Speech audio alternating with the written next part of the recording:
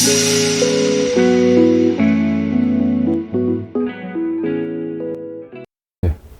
안녕하십니까. 저는 김민이고요. 별리사 스쿨에서 생물을 강의하고 있습니다. 김민이고. 네, 시간이 많이 지연돼서 좀 빠르게 핵심만 말씀드릴게요. 저는 그 자연과학 4과목을 1차에서 보시게 되는데, 물리화학, 생물, 지학. 전체적인 전략을 좀 옛날에 자료를 작성했었어요. 그래서 그 자료를 지금 프린트해서 드릴 거고, 내용이 좀 많습니다. 그리고 1차에서는 주력 과목이 산재죠. 특허, 상표를 잘 하셔야지 2차에서도 유리하고, 기본은 또 2차에서 선택을 하면 중요시 해야 되고, 그 다음은 민법이죠. 그 다음에 자연과학은 좀 주력이 아니에요, 사실. 근데 문제는 1차에 당락에 자연과학이 오히려 더 영향을 많이 끼치기도 합니다. 이유는 민법이랑 산재는 열심히 하시고 시간을 투입하시면 계속 올라가요. 그래서 90점까지 넘어가고 100점을 맞으시는 분들도 꽤 있어요. 민법의 경우는. 산재는 95점 이상 맞으시는 분들이 꽤 있죠. 현재 합격점은 민법이 90점 넘어야 되고, 이제 산재도 90점이 넘어야 된다고 보이고요. 자연과학은 한 75점까지 올라가면 거의 맥시멈입니다. 더 올라가기가 굉장히 힘들어요. 예. 여러 가지 좀 4가지 과목이 몰아생지가 까다로운 부분이 있기 때문에 그거를 극복하기가 쉽지 않고, 그래서 자연과학을 잘못 따르게 되면 오히려 자연과학 때문에 떨어지시는 분들이 많아요. 그래서 주력 과목은 아니지만 전략적으로 접근하셔야 되는 건 자연과학입니다. 물리나 산재는 사실 열심히 하신다가 첫 번째 전략이에요. 근데 자연과학은 그 특성을 잘 아셔야 되고요. 그래서 그 내용을 자료로 작성을 했는데, 이게 내용이 좀 많고, 세세한 설명은 학원 홈페이지에 올라 있습니다. 별리사 스쿨 들어가시면 제 이름으로 자연과학 전략에 대한 게 한 1시간 반 정도 설명이 되어 있으니까 자료를 좀 꼼꼼히 보시거나 아니면 그걸 보시면 되고요. 오늘은 그냥 핵심만 빠르게 말씀드리도록 하겠습니다. 자, 이 테이블을 보시면 지금 아쉽지만 올해 내용은 좀 빠져 있어요. 제가 시간이 부족해서 넣지를 못했는데, 근데 올해 내용을 포함해도 내용은 이제 거의 같기 때문에 크게 신경 안 쓰셔도 되고, 변시가 이 연도를 보시면 2010년부터 18년하고 현재 최근 4년하고 출제 경향이 완전히 달라졌습니다. 그래서 최근 4년과 그 이전치를 저는 페이즈 1 시기, 페이즈 2 시기로 구분을 해요.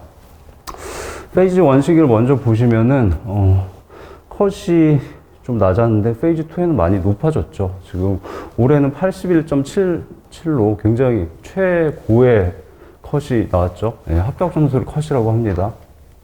컷도 높아졌고, 다른 특성들을 보시면 과거에 페이즈 1 시기에는 이렇게 민법, 산재를 보셨을 때 이렇게 꽈락률이에요.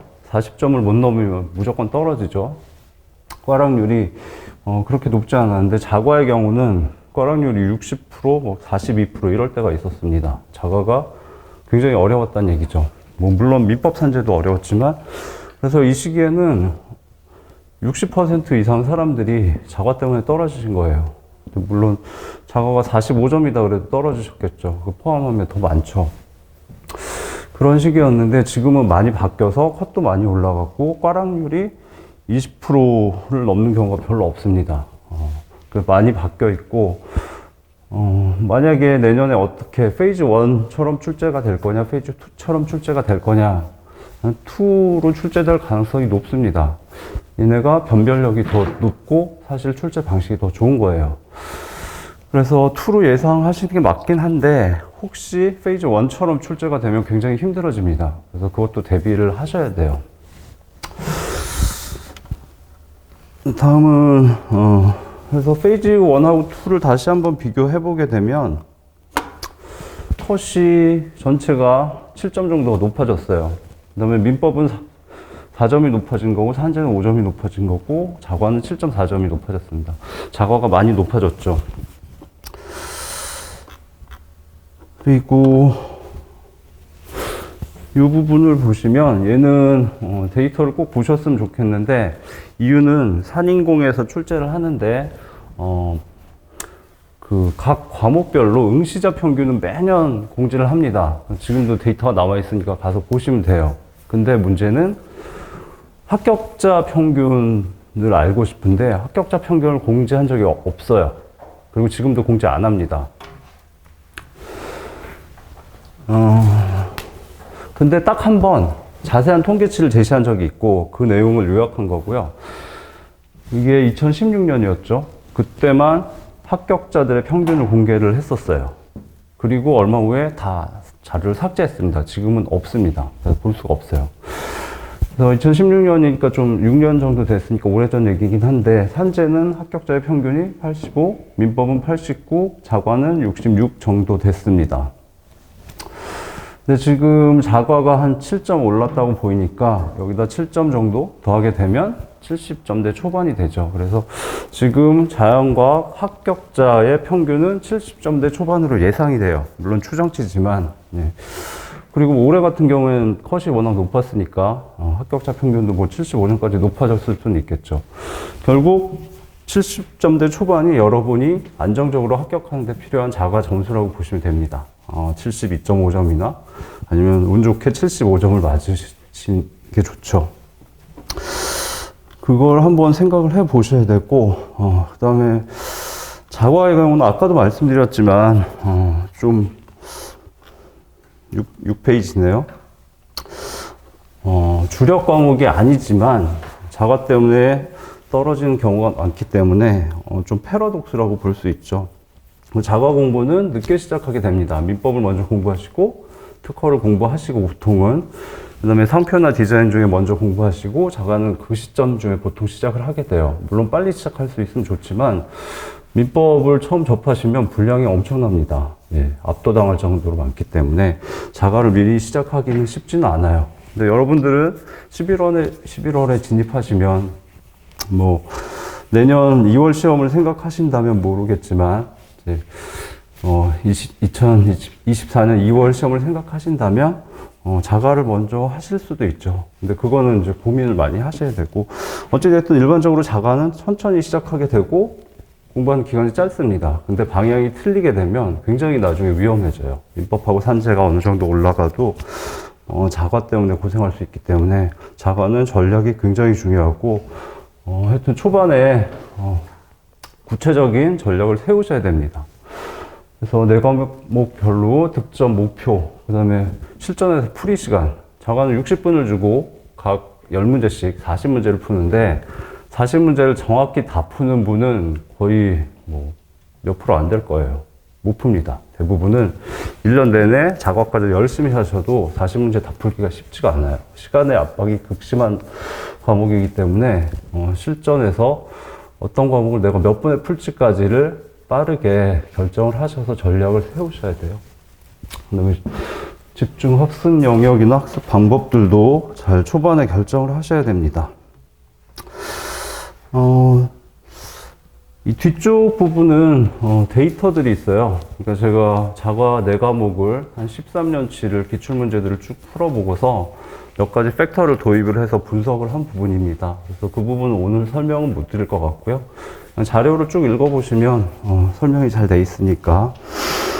그래서 이 앞부분에서는 이제 자과 4과목에 대해서 제가 제한 드리는 부분들입니다. 그래서 자과는 4과목이 굉장히 개성이 뚜렷해요. 그래서 그 특성을 공부하시면서 빨리 파악을 해서 감을 잡으시는 게 중요하고요. 일단 물리하고 화학은 계산 문제들이 많죠. 그다음에 생물은 이론이 굉장히 방대합니다. 4과목 중에 이론이 가장 많다고 봐야 되고, 그렇기 때문에 생물에 사실 투입할 수 있는 시간이 한 달 정도밖에 안 돼요. 그 한 달이라는 건 기본 강의를 듣고 복습을 하고 기출문제를 여러 번 풀어보고 또 복습을 하고 시간이 되면 객관식 문제도 풀어보고 최종 정리까지 하는 걸 다 합쳤을 때 한 달이기 때문에 굉장히 타이트합니다. 근데 그렇게 열심히 한 달 공부하시고도 뭘 해야 되는지 모르는 분들이 꽤 많아요. 이론이 많기 때문에 생물의 경우는 전부 다 집중하겠다 그러면 실패할 확률이 높습니다. 그래서 생물은 특히 자과 중에서도 선택과 집중이 필요한 과목이고요. 다행히 지학은 이 네 과목 중에서는 좀 선물 같은 과목이에요. 열심히 하신 분들은 짧은 시간 내에 거의 10개까지 맞습니다. 지학은 무조건 10개 맞겠다고 생각하셔야 합격 가능성이 있어요. 지학에서 헤매시면 안 됩니다. 지학은 다행히 영역도 적고 난이도도 좀 낮다고 보입니다. 초반에 이해하시면 좋은 부분이 이제 네 과목을 출제자가 시험 문제를 낼 때 어려운 문제를 낼 때의 방식이에요. 물리하고 화학의 경우는 기본서에 있는 내용을 벗어나지 않습니다. 대신 계산 문제들이 많은데 계산 문제의 스텝이 길어집니다. 그러면 난이도도 높아지고 실전에서 시간 압박이 엄청나기 때문에 힘들어지죠. 예, 그런 방식으로 난이도를 높이고, 생물의 경우는 워낙 범위가 넓은데 거기서 기본서 자체도 많은데 기본서에 안 나오는 것들을 꽤 출제를 해왔습니다. 예. 그래서 생물은 영역 내에서 난이도를 높이기보다는 영역 바깥의 문제들을 좀 내서 난이도를 높이는 방식을 씁니다. 지학은 뭐 그렇지 않습니다. 뭐 기본서에 있는 것만 잘 공부하시면 됩니다.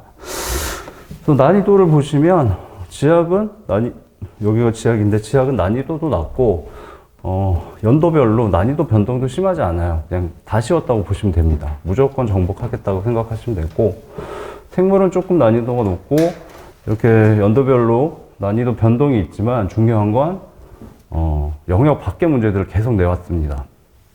근데 이거는 사실 어떤 문제는 전공자도 이걸 내가 어떻게 맞춰 싶은 문제들도 포함이 돼 있어요. 근데 이제 전공자들은 이 부분을, 생물 전공자들은 커버할 수 있지만 전공자가 아닌 분들은 거의 커버를 못 합니다. 그래서 제가 분석을 해봤는데 생물 문제의 한 30%는 이 NT라고 불러요. 원래 짱돌 문제 이렇게 부르는데 용어를 순화해서 not typical한 문제라고, 영역 밖의 문제가 한 30% 정도 나왔다고 볼 수 있습니다. 그 부분은 미리 포기하시는 게 좋아요. 제가 이 NT 문제로 분류한 기준은 비전공자가 한 달을 공부했을 때 과연 이 문제에 접근할 수 있을까? never, 안 된다라고 판단한 것들이에요. 그래서 그런 부분은 좀 생각을 하시고, 근데 최근은 이 문제들이 잘 안 나오고 있기 때문에 생물에서 득점할 수 있는 점수 목표치를 좀 높게 가져갈 수 있습니다. 물리가 난이도가 그 다음 높고 변동도 좀 심하고요. 화학은 극악합니다. 난이도도 가장 높고 전공자도 힘들 정도로 어려웠던 해도 있어요. 일단 개념적으로 그걸 처음에 이해하고 공부를 시작하시면 좋고요. 그래서 페이지가 10페이지네요. 합격을 하기 위한 점수가 몇 점일까요? 라고 질문을 했을 때 이제 하늘색 부분을 보시면 아까 페이지 1의 시기, 과거의 시기에는 지학은 9개, 10개 보시고 생물 5개, 6개, 물리 5개, 6개, 화학 4개 정도면 충분히 합격합니다 라고 얘기를 했어요. 근데 현재 최근 4년은 경향이 달라졌기 때문에 이 진한 파란색 부분을 더 하셔야 됩니다. 지학은 9개, 10개, 생물은 지금 8개 보셔야 돼요. 비전공자도 9개까지 가실 수 있습니다. 물리도 7개, 뭐 잘하면 8개까지 보실 수 있어요. 화학은 그냥 저는 5개라고 얘기를 합니다. 사실 5개도 만만치 않아요. 그 정도로, 특별히 이제 내가 화학 전공이거나 생물 전공이라면 이제 약간 다른 전략을 쓸 수 있지만 비전공자 입장에서는 이 정도가 적정한 선이라고 판단하고 있습니다. 그래서 이렇게 맞추게 되면 26개에서 40개 중에 26개에서 30개를 맞추게 되면 65점에서 75점 사이가 됩니다. 그래서 뭐 75점이면 이상적이고 70점이어도 사실 민법하고 산재가 받쳐주면 충분히 붙습니다. 65점도 붙을 수 있어요. 대신 민법하고 산재가 강해야 되죠. 어찌됐든 이 정도의 범위에서 자신의 능력에 맞게 점수를 최초로 설정하시는 게 좋습니다. 자, 그래서 주력 과목을 어떻게 잡을까가 중요하죠. 일단 전공이 없다고 생각했을 때는 주력 과목은 1차 주력, 2차 주력으로 나눌 수밖에 없습니다. 1차 주력은 지학입니다. 지학은 뭐 내가 화학 전공, 저도 사실 변시를 몇 번 봤었어요. 합격하진 못했지만. 근데 저는 화학 전공인데 저도 화학은 그렇게 많이 맞추려고 노력을 안 했습니다. 뭐 공부를 그렇게 많이 하지는 않았지만, 예, 저도 주력이 지학이었어요. 그리고 2차 주력으로 아까 생물하고 물리를 생각하시면 됩니다. 그 다음에 화학은 방어하는 걸로. 그래서 지학은 10개에서 9개, 생물하고 물리는 합쳐서 한 15개 정도, 그 다음에 화학은 한 5개 정도 하시면 70점대 초반까지 가실 수 있습니다. 그 다음에, 네. 이게 처음 진입하시는 분들이 실수하시는 경우가 있어서 일부러 써놨는데, 실제 시험에 들어가시면, 문제지가 물리, 화학, 생물, 지학 순서로 되어 있습니다. 그래서 앞에서부터 푸시는 분들이 있는데 굉장히 위험합니다. 예. 실제 푸실 때 이론 과목인 지학과 생물을 푸시는 게 맞습니다. 좋다가 아니라 거의. 그 다음에 계산 과목인 물리, 화학을 푸는데 보통은 물리를 먼저 푸시는 게 낫습니다. 화학은 마지막에 푸시는 게 좋고, 화학 전공자인데 너무 뛰어나다 그런 경우를 제외하고는 이 순서를 꼭 지키시는 게 좋습니다. 잘못해서 물리나 화학에서 5분짜리, 6분짜리 잡고 계시면 그 다음에 거의 패닉 상태가 될 수 있기 때문에 주의하셔야 되고요. 그래서 최종적으로 시간을 보시면 60분 중에 생물지학은 15분, 20분이라고 해놨는데 사실 현재 상황에서 15분 끊어야 돼요. 두 개 합쳐서. 초반에 생물지학 합쳐서 15분 내에 푸셔야 돼요. 그리고 잘하시는 분들은 거의 10분까지 갑니다. 시간이 없어요. 민법하고 산재도 어렵지만 민법하고 산재는 공부하신 분들은 풀고 시간이 남아서 검토하는 경우 많습니다. 근데 자과는 거의 없어요. 예. 그래서 가능하면 생물지학 합쳐서 15분 내에 끊고 10분 초반대까지 가셔야 되고, 그래서 물리를 한 20분 정도 투입하고 나머지 마킹하는 시간이 보통 또 몇 분 걸리니까 화학에 투입할 수 있는 거는 최대로 확보를 해서 25분 정도 확보하시면 됩니다. 근데 아까 5개라고 말씀드렸죠. 25분에 풀면은 보통 한 7, 8문제 풀면 괜찮게 푼 겁니다. 그래서 5개를 맞추시게 되고, 그 정도면 합격하실 수 있는데 거기까지 가기도 사실 만만치 않아요. 화학을 굉장히 열심히 공부하시고도 3개 맞는 분들 많이 봤습니다. 화학도 어떻게 접근할지 잘 고민을 하셔야 되고요. 자, 그래서 학습 방법을 잠깐 보시면 지학의 경우는 뭐 열심히 해서 무조건 10개다. 그다음에 생물의 경우는 아까 말씀드렸지만 공부하실 때 아까 영역 밖에 기출문제들을 보시게 될 거예요. 그거에 집중하지 않으시는 게 좋습니다. 저는 못 맞춘다고 생각하고요. 영역 내에 있는 것만 확실히 잡아도 충분히 합격할 수 있기 때문에 무리하시는 게 오히려 해가 될 수 있습니다. 자, 그 다음에 물리하고 화학이 좀 전공자 아니면 상당히 좀 접근하기가 힘든데, 두 가지 과목은 사고력을 요하는 과목이기 때문에 특히 강의를 좀 일찍 들으시는 게 좋아요. 자과는 좀 늦게 듣지만 그래도 물리화학은 일찍 시작하는 게 좋습니다. 사고력은 갑자기 되는 게 아니거든요. 예, 시간이 걸리기 때문에 물리화학을 나중에 들으시면 거의 패닉이 될 수 있기 때문에 일찍 들으시고, 생물이나 지학은 이론 과목이기 때문에 정말 다른 과목들을 충실하게 잘했다 그러면은 좀 늦게 들어도 커버할 수 있습니다.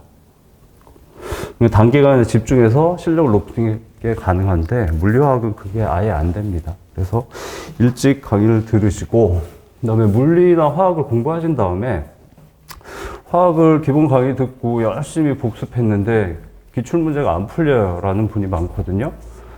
근데 그거는 당연한 겁니다. 생물이나 지학을 기본 강의를 듣고 복습을 열심히 했는데 기출문제가 안 풀려요. 그럼 그건 공부를 잘못한 거예요. 이론 과목이기 때문에 기출문제가 풀려야 됩니다. 대부분. 근데 물리화학은 웬만큼 공부해도 기출문제가 안 풀리는 게 많습니다. 물리화학 계산 문제들은 이론 공부하고 문제를 푸는 스킬은 달라요. 문제를 푸는 스킬을 새로 또 키워야 됩니다. 그건 다른 문제이기 때문에 두 가지를 다 하셔야 돼요. 화학이 그게 굉장히 심하죠. 이론도 많고, 그 다음에 문제 푸는 건 별도고, 문제 푸는 스킬이 또 따로 있어야 되고. 그리고 문제 푸는 스킬은, 이론은 좀 오래 기억이 남지만, 문제 푸는 스킬은 휘발성이 굉장히 높습니다. 그래서 민법의 휘발성이 높다고 하는데, 거기에 버금간다고 생각하시면 돼요. 굉장히 빠르게 날아갑니다. 그래서 방법이 엄청난 좋은 방법은 없고, 물리, 화학은 계산 문제를 좀 주기적으로 계속 풀어보시는 게 좋아요. 문제를 너무 많이 풀 시간은 안 되실 거예요. 그러니까 적당한 수준의 많지 않은 문제들을 주기를 정해서 뭐 2주에 한 번씩 몇 문제씩 풀겠다 이런 식으로 반복하셔서 문제 푸는 스킬이 내 안에 체화돼서 계속 남아있게 만드셔야 됩니다. 예, 그 방법을 추천해 드리고요. 그 다음에 또 하나는, 이제 물리화학, 근데 특히 화학이 심한데, 화학의 경우는 내가 화학 문제 10문제를 다 풀 수 있는 능력이 있어도 실전에서, 그렇게 안 될 가능성이 높아요. 말씀드렸듯이 풀이 시간이 길기 때문에. 그래서 화학에서의 핵심은 내가 10개를 다 풀 수 있느냐, 뭐, 그럴 수 있으면 좋지만, 그것도 중요하지만, 실전에서 문제를 봤을 때 이 문제가 난이도가 상중 하인지를 바로 식별하실 수 있어야 돼요. 그리고 이 문제를 풀 때 나는 1분이 걸린다, 3분이 걸린다, 5분이 걸린다를 판단하실 수 있어야 돼요. 바로 보는 순간. 5분이 걸리는 문제는 당장 푸시면 안 됩니다. 미뤄놨다 나중에 푸셔야 되고, 웬만한 실력자가 아니면 나중에 풀 시간이 남지 않으실 거예요. 가능하면 3분 이내, 4분도 좀 애매하죠. 그리고 그렇게 딱 봤을 때 난이도와 시간을 판단할 수 있으려면 평소에 문제를 푸실 때, 그러니까 기본 강의 듣고 복습하고 문제를 푸시겠죠. 기출문제를 푸실 때 타이머를 써놔야 됩니다. 문제에다 정확히 이 문제는 나한테 난이도가 상중하 중에 뭐다. 그 다음에 나는 2분 30초 걸렸다. 이 문제는 5분 걸렸다를 정확히 써놓으셔야 돼요. 그리고 뭐 한 3주가 지나서 같은 문제를 또 풀었다. 그럼 또 쓰셔야 됩니다. 계속 반복적으로 쓰셔서 이 문제에 대해서 난이도가 감소하는지 시간이 줄어드는지 체크하시고 그다음에 정확히 기억을 하셔야 돼요. 그래서 유형별로 파악을 하셔야 돼요. 그래서 화학을 공부하시면 뭐 분광학이 나옵니다. 뭐 NMR이라고 NMR, IR 이런 것들이 나오는데 지금은 용어를 모르실 텐데 분광학 문제는 대부분 풀어야 됩니다. 이유는 시간이 짧아요. 보통 빨리 풀면 2분 이내에 풀 수 있습니다. 그래서 분광학 문제는 푼다. 그 다음에 뭐 헬스의 법칙이라고 그건 나중에 공부하실 텐데 물질이 변환될 때 에너지가 낮아졌다 높아져서 한 바퀴 돕니다. 이론은 쉬운데 실제 풀어보면 최소 3분 이상 걸립니다.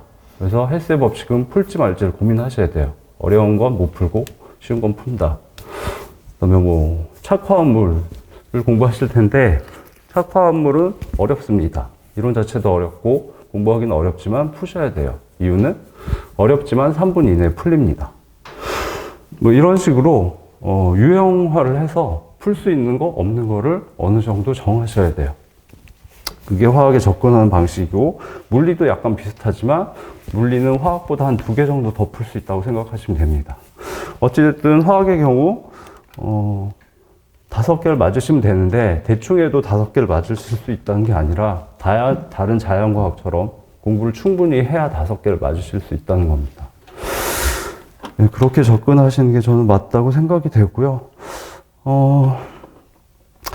뭐 어느 과목이나 그렇지만 기출문제를 중요시 하셔야 됩니다.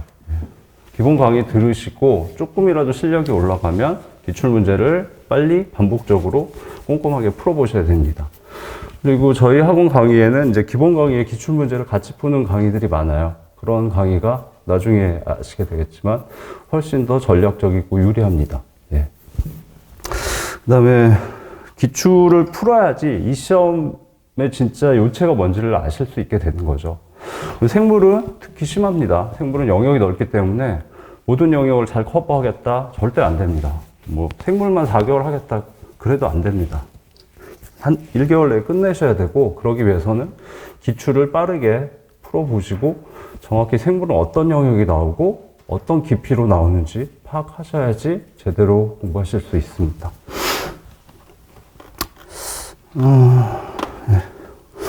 어찌됐든 좀 여러분들은 지금 진입하시면 유리할 수도 있는데, 너무 늦지 않게 강의를 수강을 시작하셔야 돼요. 자과뿐만 아니라 민법 산재 다. 복습이 좀, 민법은 강의를 들어보시면 강의 들으면서 복습하는 것 자체도 벅차요. 그렇지만, 모든 강의를 빠른 시간 내에 들으셔야 돼요.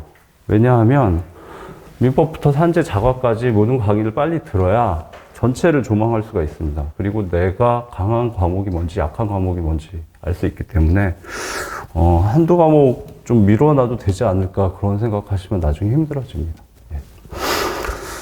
자, 그 다음에 아까 페이즈 1하고 페이즈 2 시기가 많이 달라졌다고 말씀드렸죠. 그 차이점을 보면 일단 민법 산재 자과 전부 다 조금씩 쉬워졌어요. 그래서 컷이 높아졌고, 자과의 경우는 물리하고 화학은 난이도는 별로 달라지지 않았지만 실전에서 풀이 시간이 좀 줄어들었습니다. 계산 문제들의 스텝이 좀 줄어든 상태예요.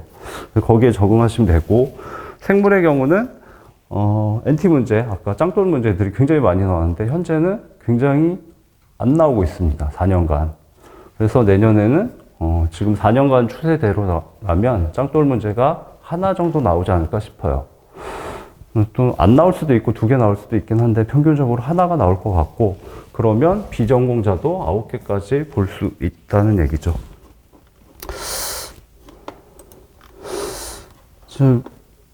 이게 이 자료는 이제 뭐 제가 열심히 만든 거긴 한데 뭐 이 자료가 다 맞을 수는 없고 상황에 따라 다르겠죠. 근데 자료를 보시고 초반에 자과에 대해서 전략을 잘 결정하셔야 되니까 이 자료를 재료로 해서 내 상황에 맞는 부분을 취해서 전략을 잘 결정하시기 바라겠습니다. 그 뒷부분에는 제가 생물을 강의하기 때문에 생물에 대해서 내용을 좀 넣어놨습니다. 이 부분은 이제 그 기출문제들은 분석한 데이터들이고요. 쭉 훑어보시면 되고, 생물의 경우는 영역이 넓고 선택과 집중이 필요하기 때문에 그 부분을 잘 하셔야 되는데 테이블이 2개가 있고 뒤쪽에 생물 출제 경향에 대해서 쭉 설명을 해놨어요. 근데 좌측에 색깔로 되어 있는데 어찌됐든 카테고리 1, 2, 3, 4로 이렇게 나눠놨습니다. 얘는 출제 경향성에 따라서 분류를 한 거예요. 카테고리는. 그래서 그 카테고리에 해당되는 설명을 읽어보시고 거기에 맞춰서 공부를 하시는 게 좋습니다. 근데 지금은 좀 그 설명 자체도 이해하기 힘드실 수 있어요. 그래서 강의를 들으시다가 중간에 이 부분은 깊이 공부해야 되나? 이 부분은 어디에 집중해야 되나? 예를 들면 여기 파란색으로 되어 있는 이 부분들은 사실 생물학의 요체예요. 여기는 꼼꼼하게 공부하셔야 됩니다. 대신 깊이 들어가실 필요가 없어요. 기출문제들을 보시면 깊이 들어간 게 거의 없습니다. 그래서 꼼꼼하게 대신 뼈대를 중심으로 반복적으로 공부하셔서 맞춰야 되는 부분이에요. 출제하시는 분들도 알거든요. 한 달 공부하고 맞출 수 있는 게 그렇게 많지 않다는 걸. 그래서 깊이 안 들어갑니다. 근데 이 부분은 인체 생리학 부분인데 여기는 맞추기 힘들어요. 출제 경향성이 분석이 안 됩니다. 어떤 건 너무 쉽고 어떤 건 너무 어렵고 어디서 나올지 예측할 수가 없어요. 그래서 이 부분을 무리하게 공부하시는 건 안 좋습니다. 적정 수준까지 공부하고 여기는 방어로 가셔야 됩니다. 다시 말씀드리면 아까의 이 파란색 부분은 뼈대가 나오기 때문에 뼈대를 확실하게 해서 점수를 무조건 가져가야 되는 부분이고,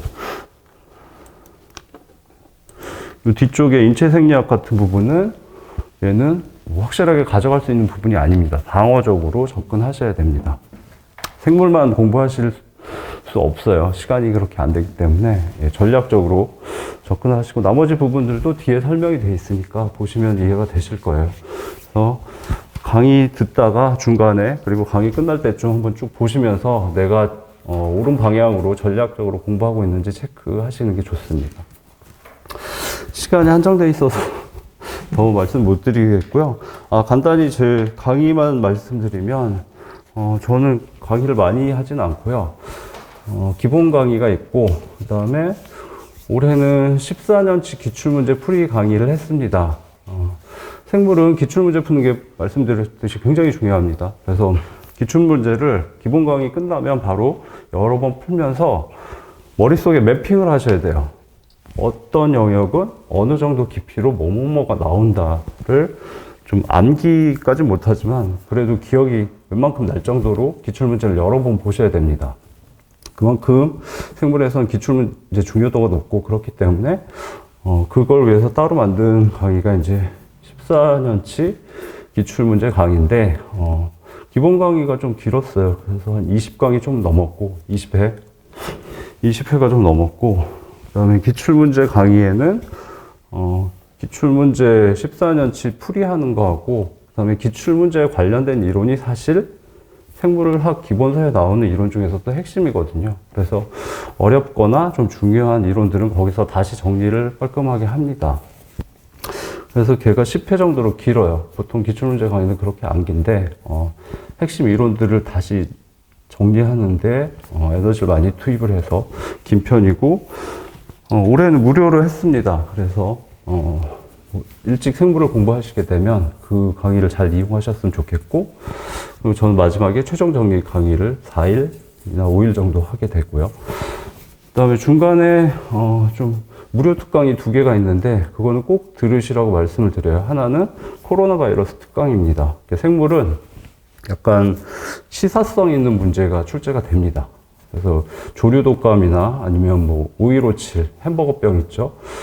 뭐 그런 것들이 좀 출제가 됐었어요. 기본서에 안 나와도 출제가 되는 영역들이 있습니다. 예, 그것들은 대비를 해야 되기 때문에 그래서 코로나 바이러스 특강이 하나가 있고 또 하나 시사성 테마 특강이 있습니다. 2개 다 한 3시간 정도 되는데 시사성 있는 문제가 나왔을 때는 전공자도 공부를 안 하면 맞출 수가 없어요. 근데 비전공자도 공부를 하시면 충분히 맞출 수 있기 때문에 무료 특강으로 따로 빼놨고 그거는 꼭 들으시기 바라겠습니다. 긴 시간 동안 고생 많으셨습니다. 그러면 열심히 하시고 다음에 뵙도록 하겠습니다. 감사합니다.